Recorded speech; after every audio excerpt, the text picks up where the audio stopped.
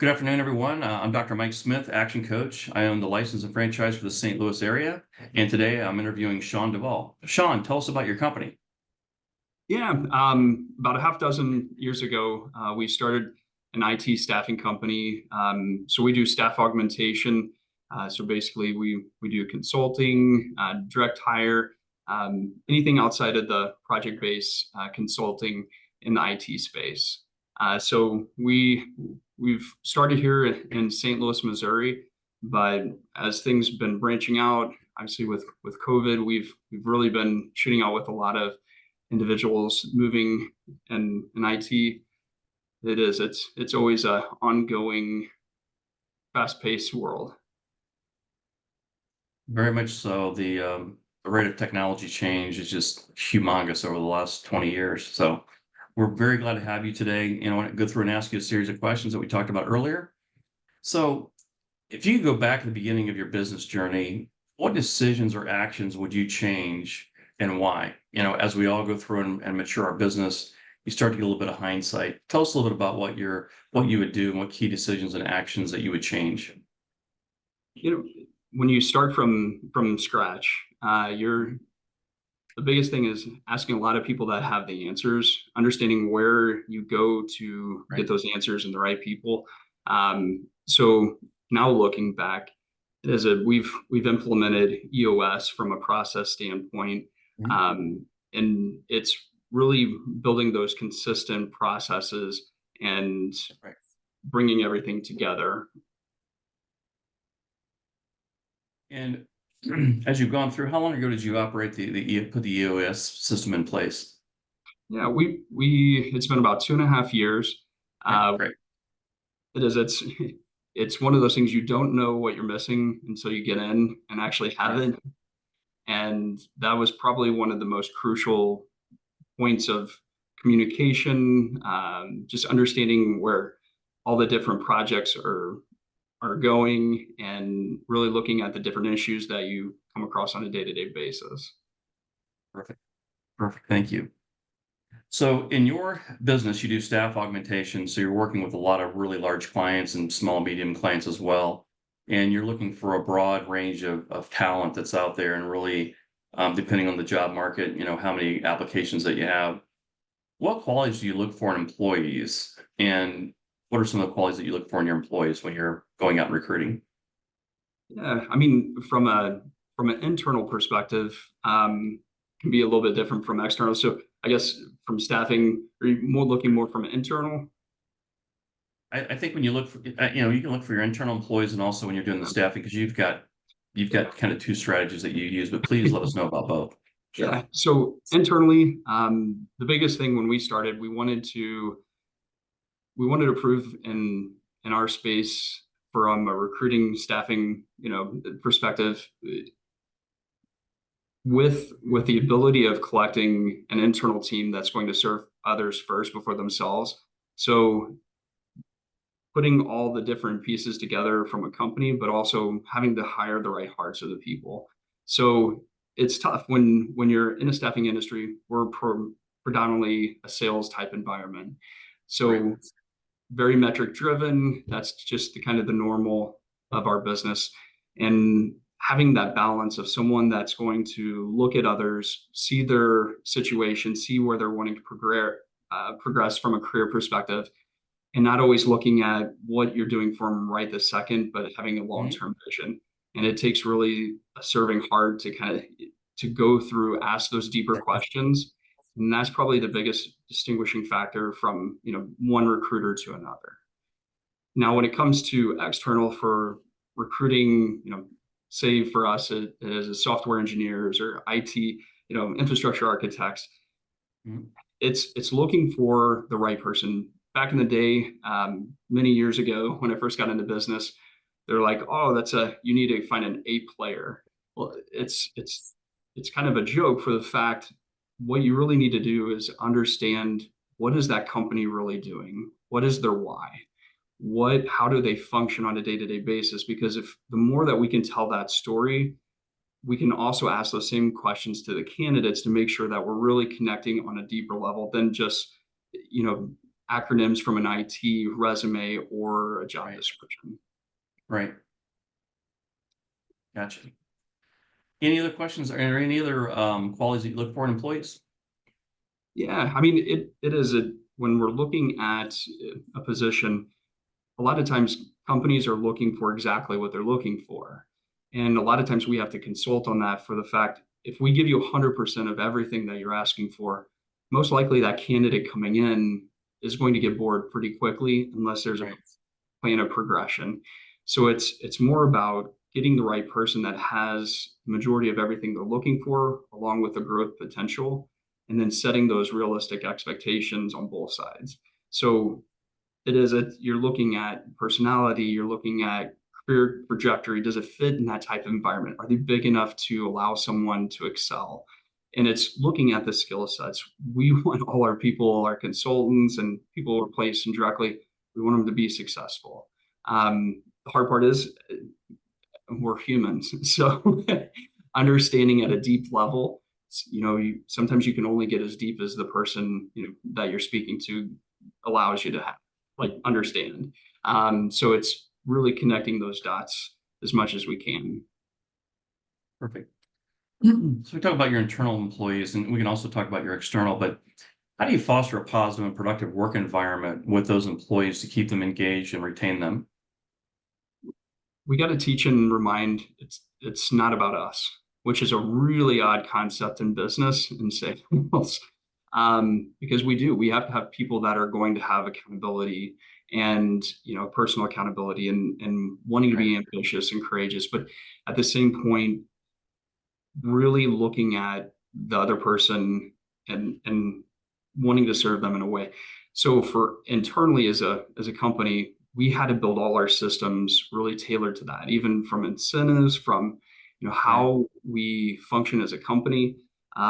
So to allow people to have a serving heart, as we call it, we do an unbound child sponsorship program. So every Okay. one of our employees, when you sign up to be with Daivari, you know that you're going to sponsor a child, company paid, but have those letters going back and forth, creating relationships with someone that you'll never be able to possibly see or receive anything tangibly back, but having a relationship.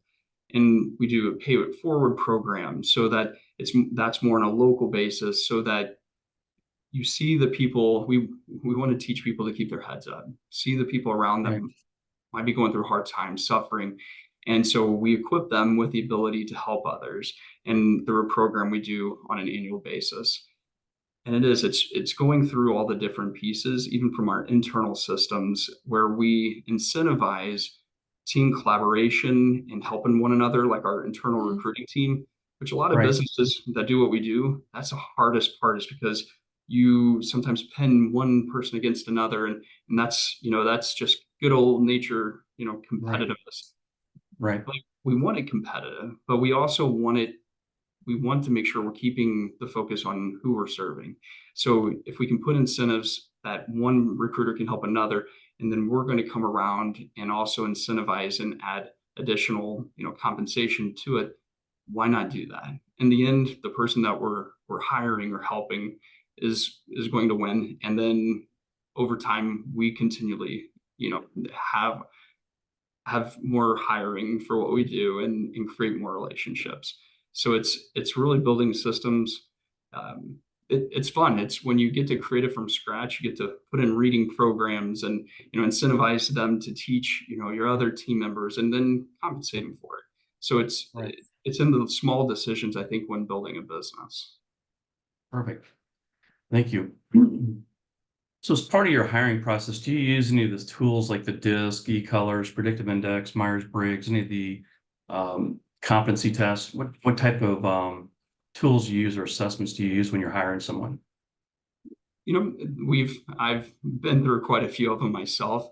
For our internal team, in the past, we've used a couple different assessments. But really, what we've been doing is we've been partnering with another person in our people-centric community here in St. Louis, and we're actually partnering with them, building software And it's not really from a hiring perspective of this is the right person or not the right person, but it's Okay. understanding them from a holistic perspective. Hmm. The more that we understand about our employees and the people around us, the more that we can serve them in a way that they're more fulfilled. And if they're more fulfilled, then that means they're going Right. to work harder. They're going to take more responsibility. They understand what the true higher power why is.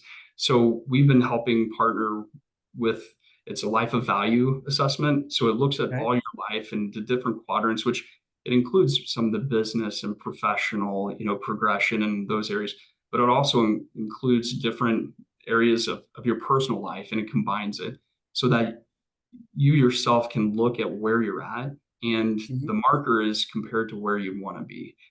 So there's like 100 questions you go through, but it's Hmm. amazing the things that come out just for the fact that you pause, take the time, to really think through what is it I want, like, because that's the problem. Most people keep going through life and they never take the inventory of, what's most important to me. And that's kind of how we started the business a half dozen years ago. I was supposed to take over a company that I was working with, and great company and good vision, Right. but I actually got a Brian Tracy's workbooks, a couple hundred pages, beginning to end. And by the end of it, it was just like the things that I wanted to implement and help them with. It was really important for me to kind of build from scratch and build the core of the team. And so I had to go off and do it on my own. Obviously, not on my own. I had to do it with the team, but we had to start from scratch. Perfect. Perfect. Thank you for sharing that. So, so in business, we all have our personal friends, we have our work friends, we have family. What are some of the what are some of the misconceptions that your friends and family and employees have about you being a business person? Right? There's a theory around you're just wealthy and you do whatever you want. So tell us about some of those misconceptions that you've heard of and how you address them. It is. I never expect anyone to ever work as hard as I do because Right. I do. I own it. I take that very. It's my personal life. It's my professional, and yeah, I try to create boundaries, but it's a little bit different.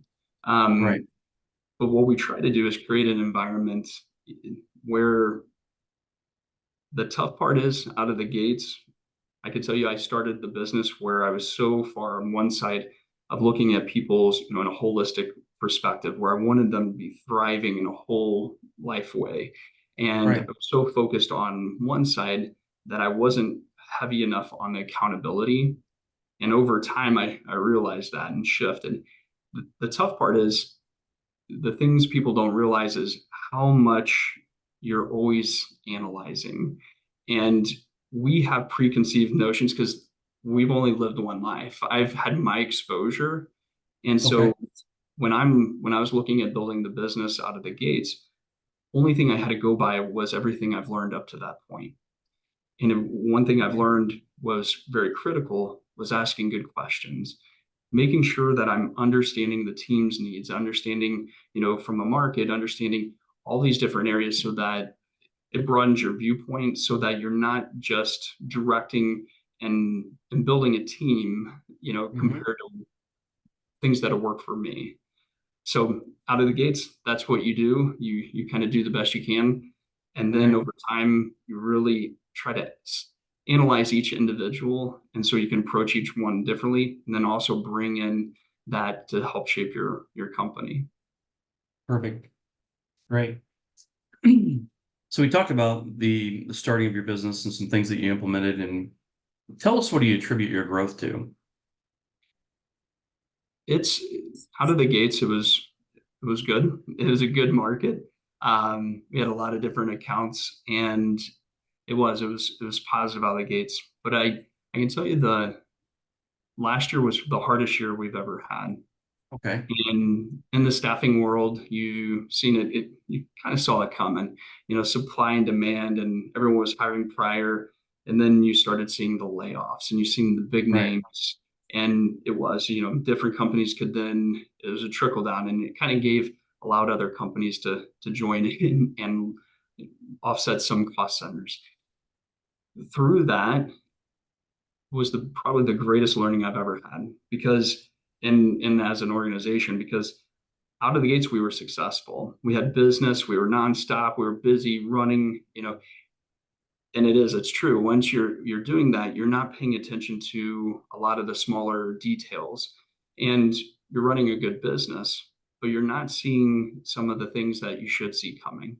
And last year was a year where we implemented more change, more on the data analytics side, more understanding of metrics. I Okay. can give you an example.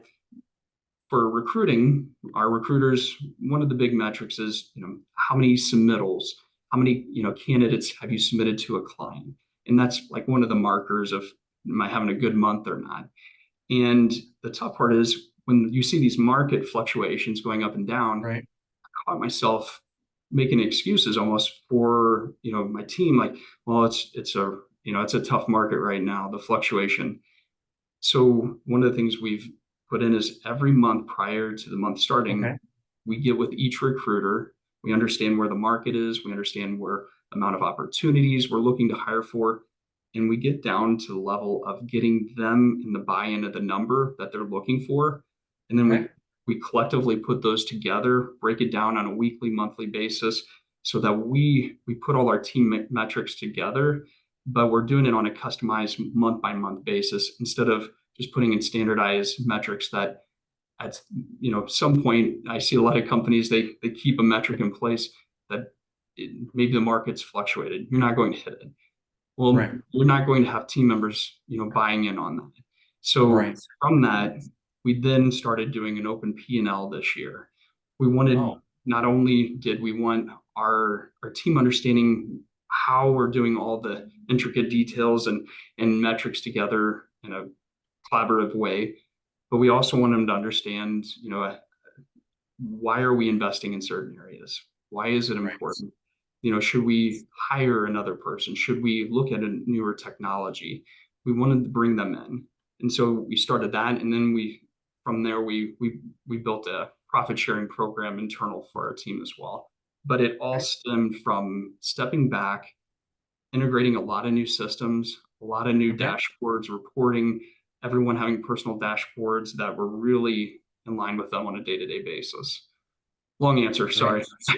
No, great. It's a great interview. And I think it's going through and giving the nuts and bolts of how do you attribute that in both a growth market and a market that cycles down.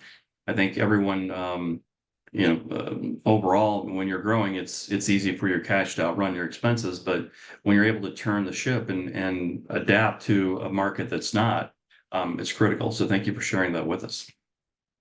Yeah, I was going to say it's when you see a slowdown, it's like, how do you utilize that time? So when it does ramp back up, how are you better for it?